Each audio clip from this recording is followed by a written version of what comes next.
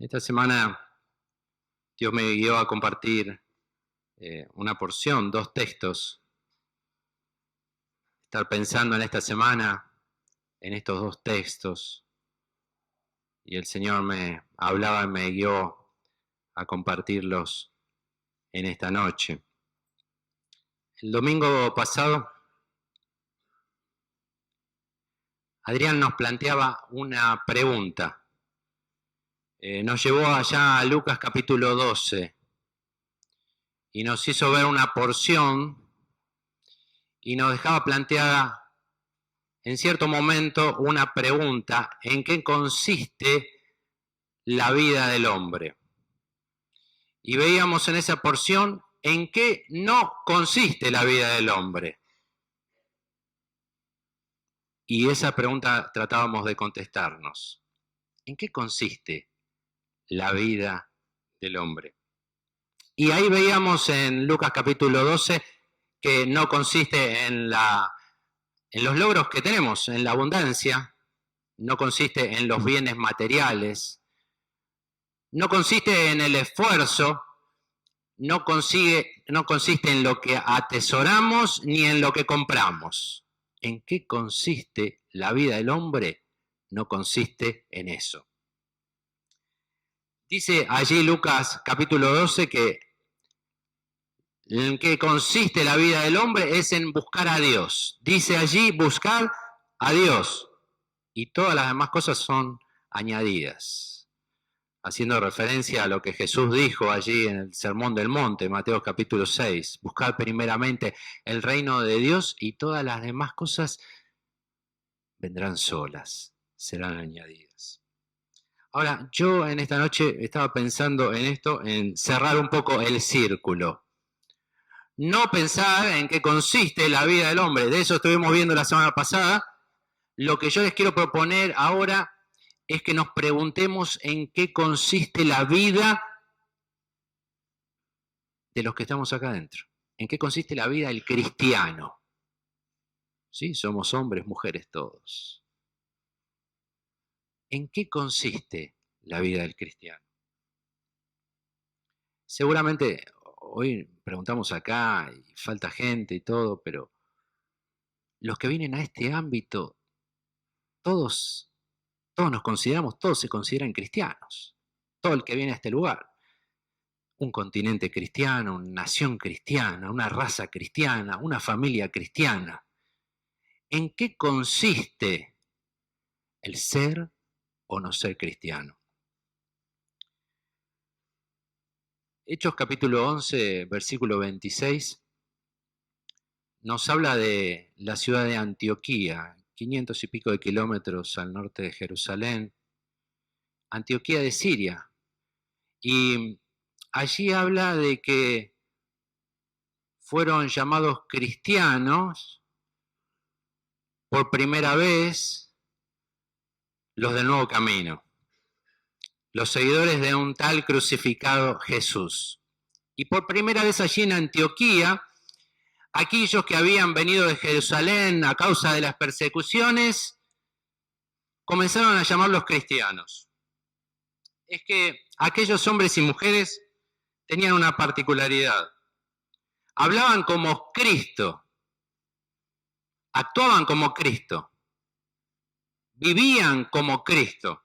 Aquellos hombres y mujeres tenían una particularidad, seguían las enseñanzas de aquel que había sido crucificado y consideraban el Cristo, el Mesías, el venido desde los cielos. Y seguían sus enseñanzas y se parecían a Cristo. Antes de seguir, me olvidaba, alguna mujer tendrá un espejo? ¿Tendrá un espejo alguien en la cartera?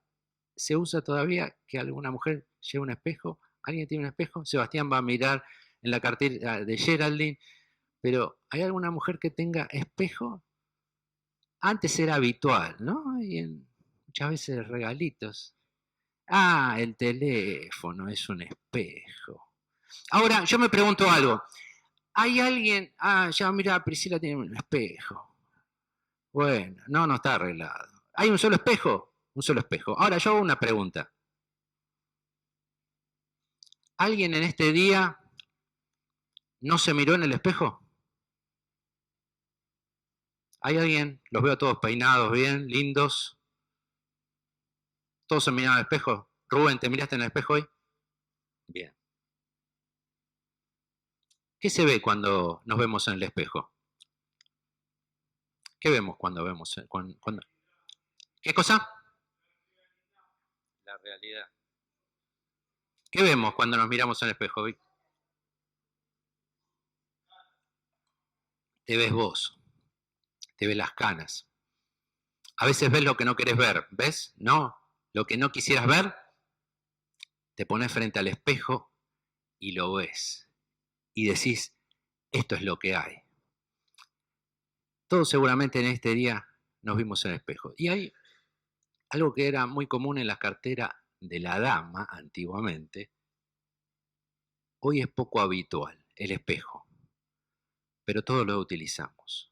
Ahora, por el contrario, a ver, quiero preguntarles, ¿quiénes tienen una Biblia?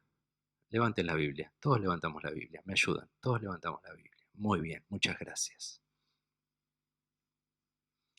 La Biblia es como un espejo. Nos vemos como somos. En el espejo nos vemos exteriormente, lo que sé. Vemos nuestro cutis, vemos si estamos despeinados, vemos si tenemos la camisa alineada, la ropa prolija. Vemos si tenemos una mancha en la cara. Vemos si tenemos mal. El espejo nos dice eso. Cuando nos miramos en el espejo de la Biblia, nos dice quién somos interiormente. Y en esta noche quiero que miremos eso. Que miremos en el espejo, que miremos en la Biblia y tratemos de ver quiénes somos. ¿Quién es cristiano? Nos podemos ver en la Biblia. Hay un médico que era de Antioquía, un médico llamado Lucas. Y vamos buscando Hechos capítulo 2, versículo 41 y 42. Y este médico convertido al cristianismo, un compañero de los apóstoles, escribió mucho acerca del cristianismo y escribió mucho acerca de lo que eran los cristianos en el primer tiempo. ¿Cómo eran los cristianos? Allí lo dice Hechos capítulo 2, versículo 41. Y dice así: así que los que recibieron su palabra fueron bautizados y se añadieron aquel día como 3.000 personas. Y perseveraban en la doctrina de los apóstoles, en la comunión unos con otros, en el partimiento del pan y en las oraciones. ¿Me ayudan y lo leemos de nuevo todos juntos con voz alta? Vamos. Así que los que recibieron su palabra fueron bautizados y se añadieron aquel día como 3.000 personas y perseveraban en la doctrina de los apóstoles, en la comunión unos con otros, en el partimiento del pan y en las oraciones. ¿De quién está hablando Lucas? ¿De quién está hablando en estos escritos históricos? De los primeros cristianos. Dice de los que recibieron su palabra. De hombres y mujeres que oyeron, recibieron y aceptaron como verdadero el mensaje del apóstol Pedro, que antecede a estos dos versículos que hemos leído. Creyeron lo que el apóstol Pedro les estaba diciendo y cambió sus vidas. Los que recibieron su palabra. El apóstol Pedro está presentando en gran parte de todo este capítulo a Jesús el Maestro, aquel con el cual él compartió los últimos años, los últimos tiempos de su vida, aquel que siguió después de dejar la pesca Pedro está hablando de Jesús, el maestro, pero más que maestro, su compañero y amigo. Habían compartido tantas cosas que la amistad, el amor, el afecto era muy profundo. Y dice varias cosas, señalo 6 cosas que dice de su gran amigo y maestro Jesús. Mire, en el versículo 22 del capítulo que leímos dice que Jesús era varón de Dios, porque habla de las maravillas de Jesús y las maravillas de Jesús, dice, son las maravillas de Dios. Y el poder de Jesús era el poder de Dios. Y las señales que Jesús hacía era la manifestación del poder de Dios. Dice en segundo lugar, versículo 23, que no solo era varón de Dios, sino que, miren ustedes, fue crucificado por pecadores, por los inicuos, injustamente, sin merecerlo. No había maldad en él, no había pecado, no había ninguna contravención, pero así, miren ustedes, fue crucificado. Dice en tercer lugar Pedro, de su amigo y maestro, versículo 24, que fue resucitado por Dios. Dios le levantó de los muertos porque la muerte no podía contenerle. El maestro fue resucitado. Dice en cuarto lugar Lucas, de su maestro y amigo, verso 34, que ascendió a los cielos. Dios le llevó a su misma presencia y está allí en los cielos, en la gloria, en el trono, a la diestra de Dios. Dice en quinto lugar Lucas, de su maestro y amigo, que perdona el pecado, que por la fe, que por el arrepentimiento del hombre, el que está allí sentado en el trono a la diestra de Dios, perdona los pecados del hombre. Dice en sexto lugar, verso 41, lo que hemos leído. Reúne un pueblo. Cada día añade a los que confían en él. Dice Lucas que aquel día, donde se convirtieron como 3.000, una multitud, esos 3.000, fueron añadidos, fueron sumados a su pueblo, a la iglesia de Jesucristo. Y esto era visible para todos. No sabemos cuántos eran la multitud que había, pero 3.000 dieron este paso. 10.000 se sumaron. 3.000, perdón, se sumaron. 3.000 fueron añadidos. Y esto fue visible para todos. ¿Por qué? Porque dice que los que recibieron su palabra fueron bautizados. Ahora, 3.000 recibieron su palabra. Recibieron el mensaje de la gran necesidad que el hombre tiene de volver a Dios. El hombre necesita volver a Dios con arrepentimiento, con una firme decisión, con una firme convicción, con un cambio de mente, dejando el aislamiento en el que está de Dios, la lejanía que está de Dios, por culpa de su pecado, y comenzar una relación nueva y eterna con Dios. 3.000 recibieron su palabra. Esto demanda de nosotros el reconocimiento de nuestra imposibilidad de acercarnos a Dios por nuestra impureza pecaminosa, por nuestra falta de santidad necesaria para poder relacionarnos con un Dios santo, puro, sin mancha. Esto demanda de nosotros la aceptación de Jesucristo pagando por nuestras culpas, pagando por nuestros pecados, acercándonos, tendiendo un puente para liberarnos del aislamiento de Dios, santificándonos por la fe. Recibieron su palabra, la aceptación de Jesucristo como Salvador, como un varón enviado de Dios para buscarnos, es algo que sucede interiormente en las personas. No sabemos cuántos había allí ese día en Jerusalén, miles, en 3.000 de esas personas sucedió algo interiormente en cada uno de ellos, individualmente. No importaban en el grupo que estuvieran, los que le rodearan. Estaban los de la familia, estaban los vecinos de su casa, pero en cada uno de ellos individualmente sucedió algo privado, algo secreto, algo totalmente personal, algo que se consumó en lo secreto y que no era visible, era totalmente invisible para los demás. Ahora, la porción dice algo más.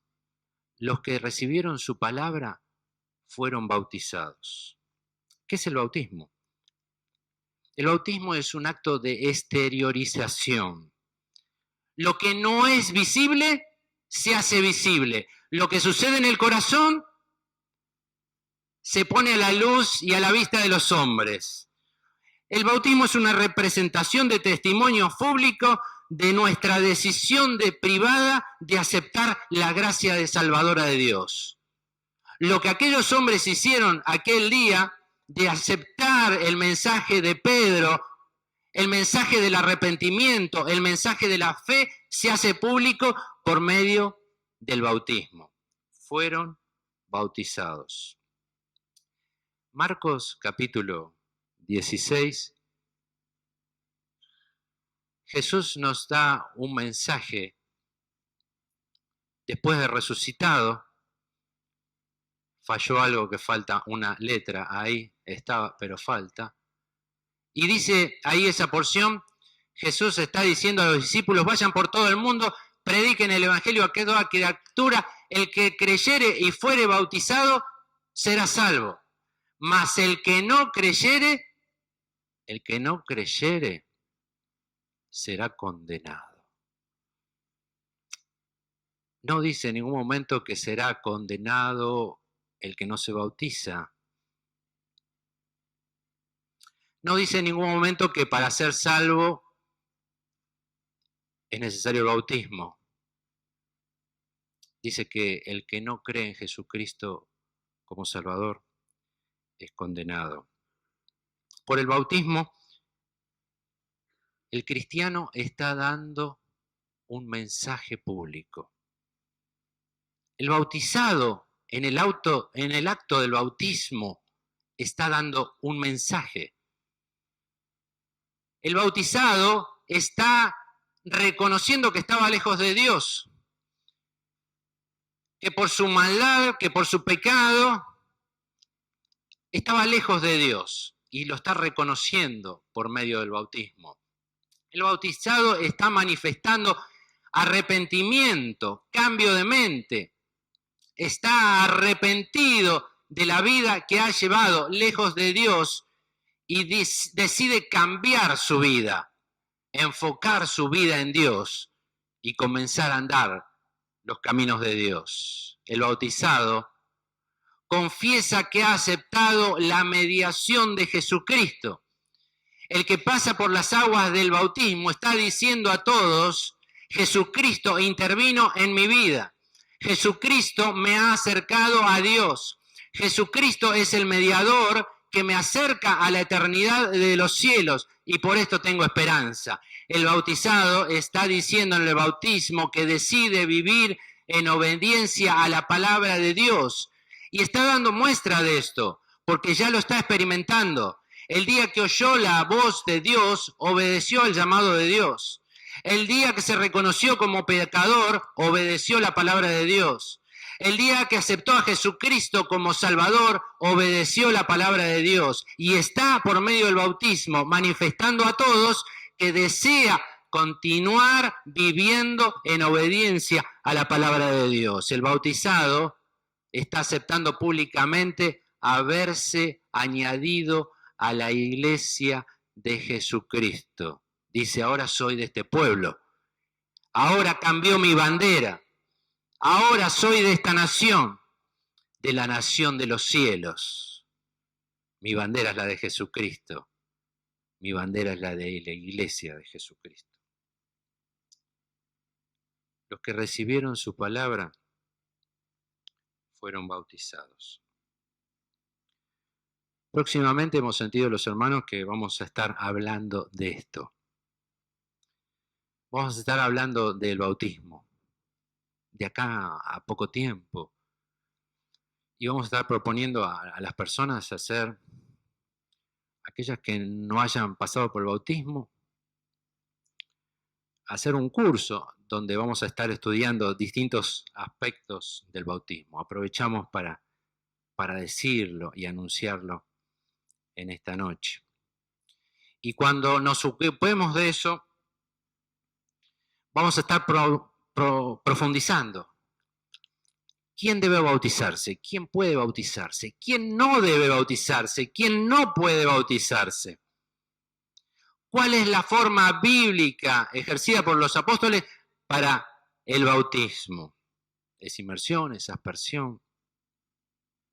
¿Cuál es el significado simbólico de cada uno de los pasos del bautismo? Lo importante hoy, no vamos a hablar del bautismo. El que no creyere el mensaje de buenas noticias de Dios será condenado. Eso es lo que Dios quiere alertar en esta noche. El que cree en Jesucristo como Salvador tiene la posibilidad de ser salvo, pero el que no cree está condenado. Queremos alertarte. Hay condenación. Jesucristo alertó de esto. El apóstol Pedro alertó de esto. Un versículo anterior al que nosotros leímos dice, con muchas palabras, Pedro les exhortaba insistentemente, estoy leyendo otra traducción, sálvense, libérense, sálvense de esta perversa generación. Los que recibieron su palabra fueron bautizados. El que no creyere será condenado. Y sigue diciendo algo muy interesante el versículo 42. Lucas declara en qué consistía la vida de los primeros cristianos. Los primeros cristianos perseveraban, eran constantes, se mantenían firmes en lo que hacían. Se dedicaban continuamente. Y Lucas habla de 4 cosas a las cuales se dedicaban, en las cuales eran constantes, en las cuales perseveraban, en las cuales se mantenían firmes. En primer lugar, dice que perseveraban en la doctrina de los apóstoles. Eran constantes en recibir las enseñanzas que los fortalecían en la fe.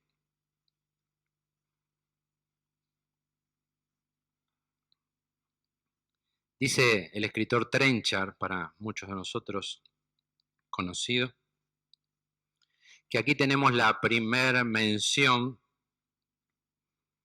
de la enseñanza bíblica sistemática en las iglesias. Perseveraban en la doctrina de los apóstoles. Dice el escritor John Stott, este día se fundó la primera escuela bíblica. Allí en Jerusalén fue la fundación de la primera escuela bíblica. Los apóstoles enseñaban, eran los maestros.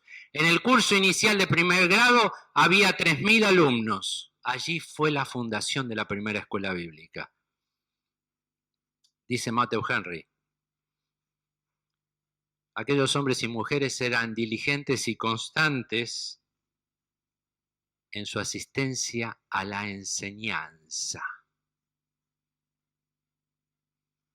¿Podría Lucas decir lo mismo de nosotros? Constantes, perseverantes en la enseñanza, en la doctrina de los apóstoles.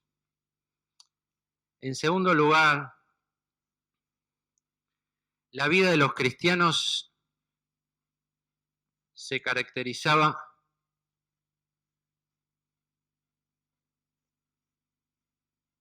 por la comunión unos con otros.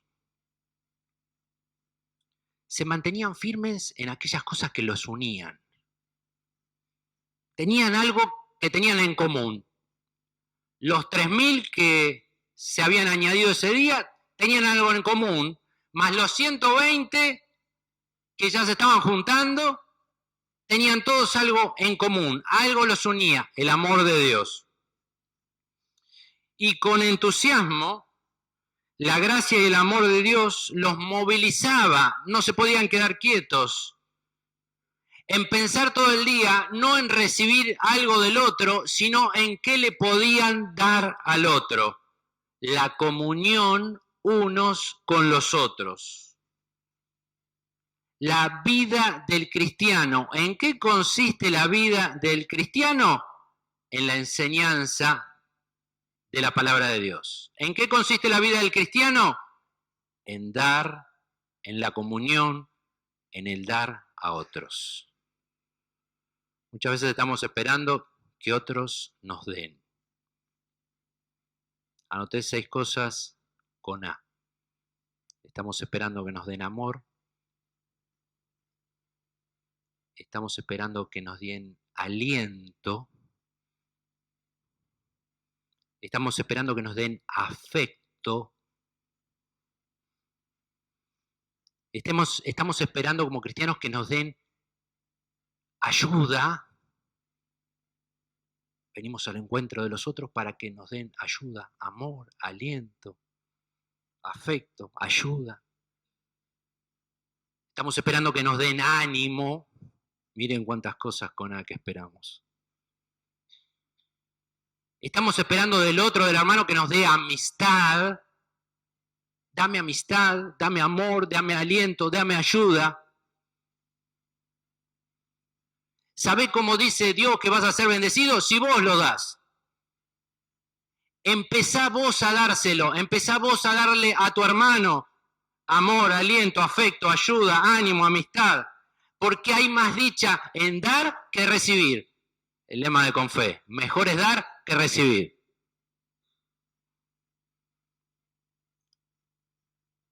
¿Por qué se caracterizaba la vida de los cristianos? Por el partimiento del pan. La mesa del partimiento del pan ocupó en los primeros cristianos un lugar prioritario en sus vidas. Hace referencia a la mesa de recordación instituida por Jesucristo, allí en el aposento antes de la crucifixión. Perseveraban en el partimiento del pan. Es la mesa del pan y del vino, como la que rodeamos esta tarde. No sé si estuviste, tal vez no estuviste presente en esa reunión, en ese encuentro. El encuentro instituido por Jesús antes de ir a sufrir a la cruz. Dijo, júntense y hagan memoria de mí. Sí, es esta, la del partimiento del pan.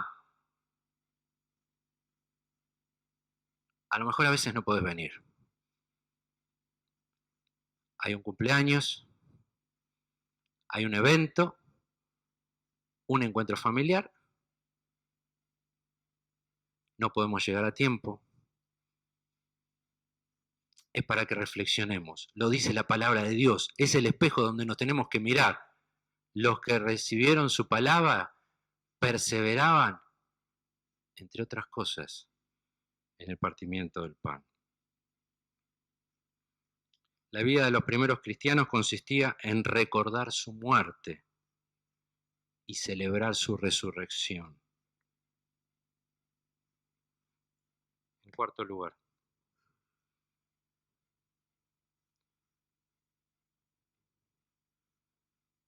en las oraciones.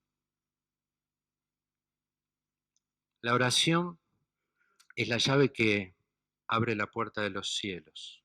Y estos hombres y mujeres estaban dedicados en esto, en abrir los cielos con la oración. La oración es el medio para vencer las limitaciones del hombre. Tenemos todo tipo de limitaciones, pero incomprensible para el mundo, podemos llegar a Dios. Podemos traspasar los cielos, las nubes. El hombre celebra que hace 50 años llegó a la luna. Nosotros Hoy podemos llegar a la presencia de Dios. Allá, más allá del universo y de las galaxias, por medio de la oración, podemos llegar a Dios. Santiago capítulo 5, versículo 16 dice que la oración del eficaz, del justo, puede mucho. Lucas dice en qué consistía la vida de los primeros cristianos en la iglesia naciente. Perseveraban y se dedicaban continuamente a la oración. Unos capítulos después de Hechos, capítulo 4, Lucas hace referencia al momento que comienzan las persecuciones de los apóstoles, de Pedro, de Juan, por la predicación. Y dice que los hermanos reunidos alzaron unánime la voz en oración a Dios. Hechos 4:24. Unánimes la voz en oración a Dios. Todos juntos oraban, dice Lucas. Y en el versículo 31 dice que cuando hubieron orado, el lugar en que estaban congregados, reunidos allí como iglesia, el lugar que estaban, tembló. ¿Por qué? Por la oración. Por la oración fueron llenos del Espíritu Santo. ¿En qué consiste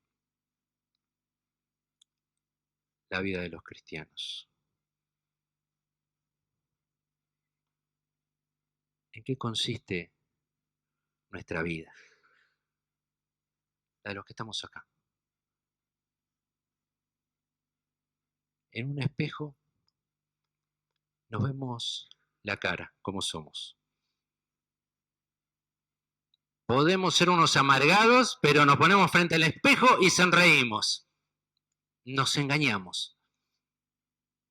Vemos algo que no es.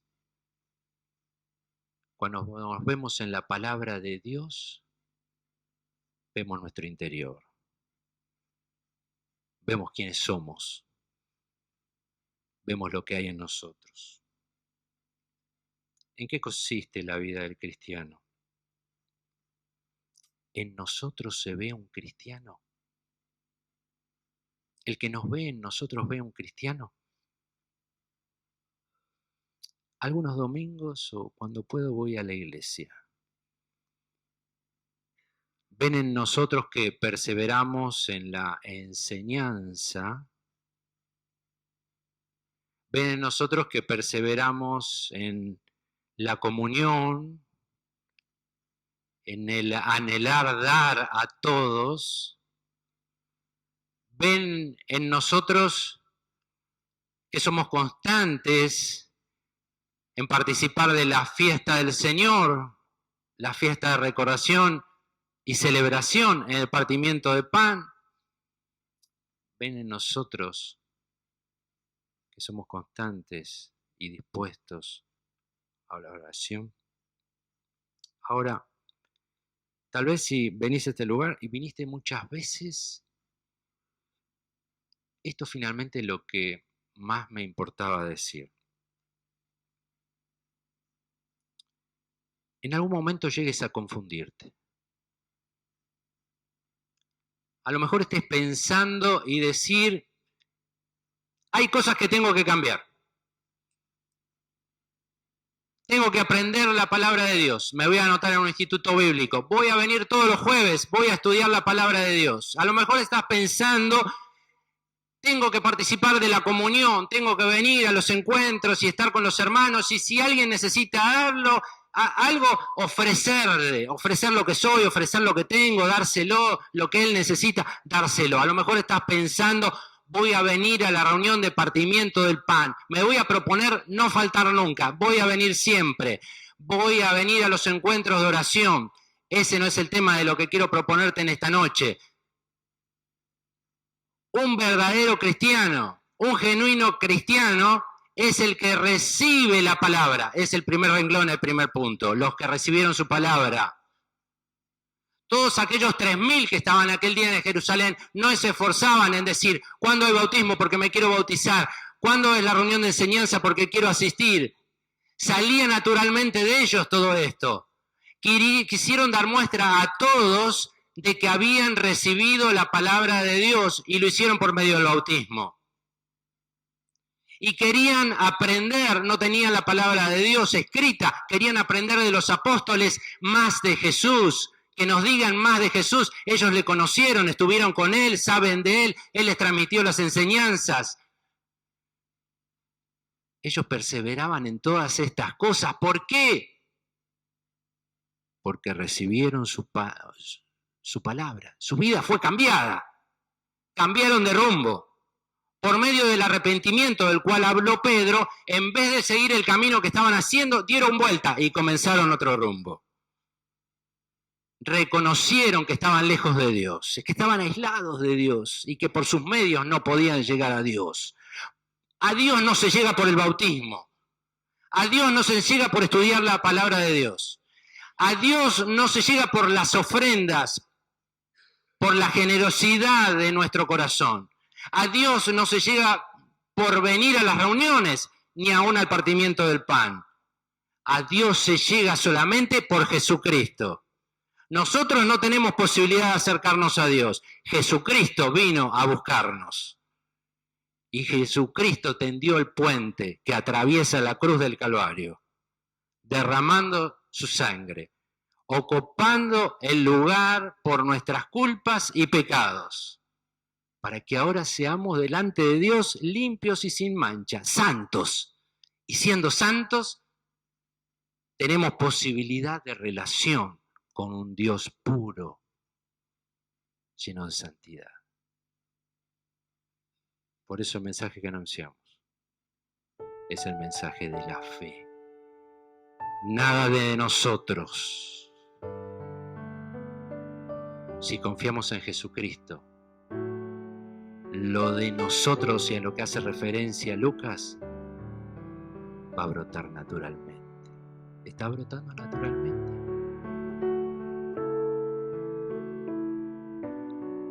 Tenemos un espejo donde mirarnos y que nos hace reflexionar y que nos ayuda a todos a presentarnos delante de Dios y decirle: Señor, así no quiero vivir más. Quiero andar el camino de la obediencia. Quiero andar la vida que muestre la gratitud que tengo por el amor y la misericordia que tuviste conmigo.